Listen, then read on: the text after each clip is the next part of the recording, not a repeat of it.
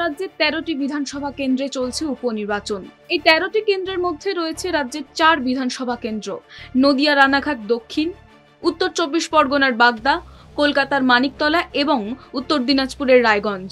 অন্য ৯টি বিধানসভা কেন্দ্রের মধ্যে রয়েছে হিমাচল প্রদেশের দেহরা, হামিরপুর এবং নালাগড়, বিহারের রুপৌলি, মধ্যপ্রদেশের অমরওয়াড়া, উত্তরাখণ্ডের বদ্রীনাথ এবং মঙ্গলৌর কেন্দ্রেও বুধবার উপনির্বাচন হচ্ছে। ভোট গ্রহণ চলছে তামিলনাড়ুর বিক্রবন্দি এবং পাঞ্জাবের জলন্ধর পশ্চিম বিধানসভা কেন্দ্রেও। কোথাও দলবদলু প্রার্থীদের বিধায়ক পদ থেকে ইস্তফা, আবার কোনো কেন্দ্রে বিধায়কদের মৃত্যু। মূলত এই দুই কারণেই এই ১৩টি বিধানসভা আসনে উপনির্বাচন অবশ্যম্ভাবী হয়ে পড়ে। আর রাজ্যের ৪ কেন্দ্রের ৩ কেন্দ্রে ভোট হচ্ছে জয়ী বিধায়কেরা দল বদল করায়।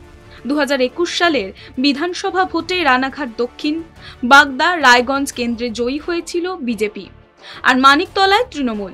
কিন্তু বাগদা কেন্দ্রে জয়ী বিশ্বজিৎ দাস এবং রায়গঞ্জ কেন্দ্রের জয়ী কৃষ্ণ কল্যাণী পরে তৃণমূলে যোগ দেন।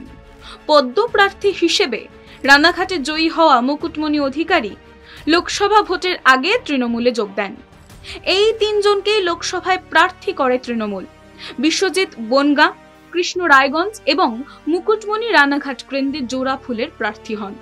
৩ জনই পরাজিত হন। মানিকতলার পরিস্থিতি অবশ্য খানিক ভিন্ন।